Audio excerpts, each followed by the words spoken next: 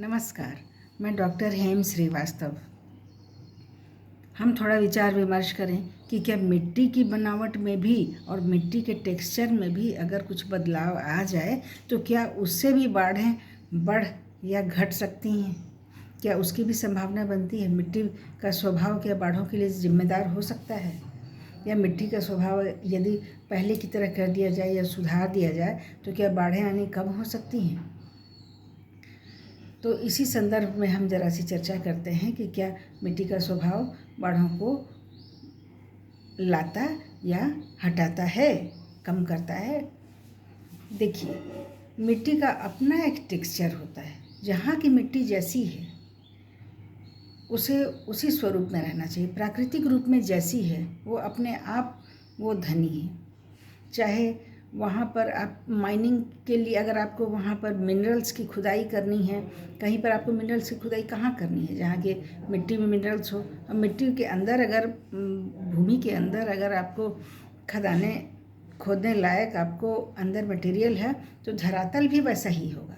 धरातल भी वैसा ही होगा, उसकी पानी की अवेलेबिलिटी भी वहाँ पर वैसे ही होगी, वहाँ की हवा भी वहाँ के लिए ही सूटेबल होगी।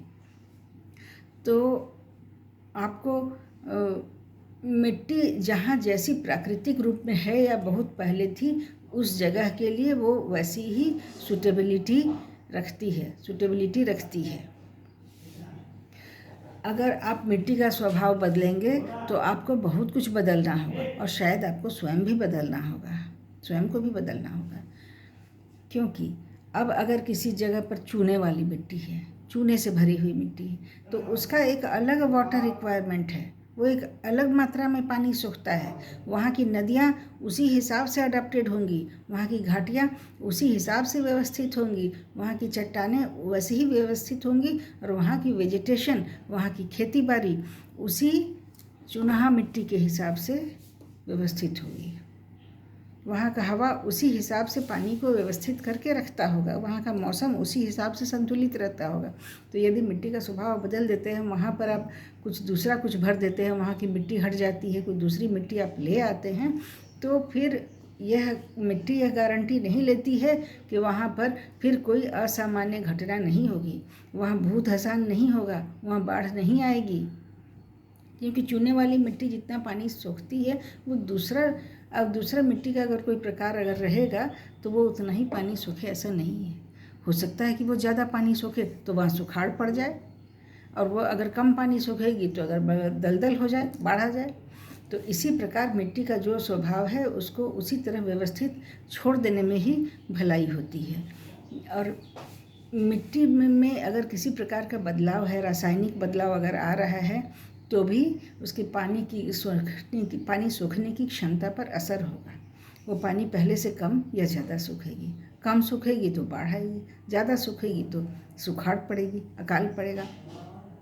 तो मिट्टी का अपना एक उसके मिट्टी के कणों की, मिट्टी के पार्टिकल्स की एक कसावट होती है, एक अपने ढंग से वो बनी हुई होती है। उस कसावट को हम बदलने का प्रयास न करें जब तक कि हमें वहाँ पर कोई व्यवस्थित विकास का कार्य न करना हो या बड़े बड़े इंस्टॉलेशंस ना बिठाने हों, तब तक मिट्टी के टेक्सचर का बदलाव हमेशा प्रतिकूल प्रभाव लाता है। और मिट्टी के कण बंधे होते हैं ह्यूमस से, पानी से, मिनरल्स से,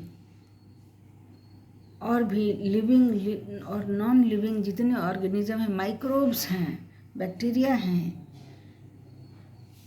केचुए हैं, मेढक हैं, घोंघे हैं, इन सब से मिट्टी की जो वास्तविक प्राकृतिक जकड़न है वो बनी रहती है।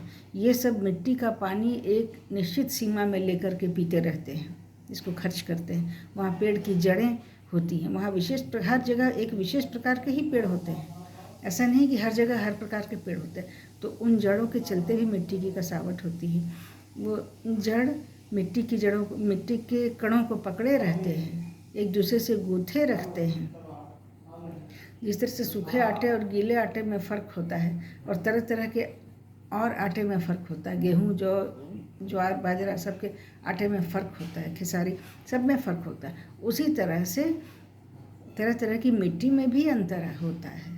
कौन मिट्टी कितना पानी पिएगी और कितनी देर तक पानी को पकड़े रख सकती है, सबकी क्षमता अलग अलग होती है। अगर हम मिट्टी के स्वभाव को बदल दें, उसमें रासायनिक खाद डाल दें, वहाँ के पेड़ों को काट दें, वहाँ पेड़ों की जड़ों को उखाड़ दें, वहाँ पर मिट्टी का इतना केमिकल ट्रीटमेंट हम करें कि वहाँ के जीव जंतु, मिट्टी के रहने वाले जितने छोटे छोटे माइक्रोब्स है वो अगर ख़त्म हो जाएं, साफ़ हो जाएं, तो वैसी स्थिति में जो मिट्टी के पानी सोखने की क्षमता बदल जाती है।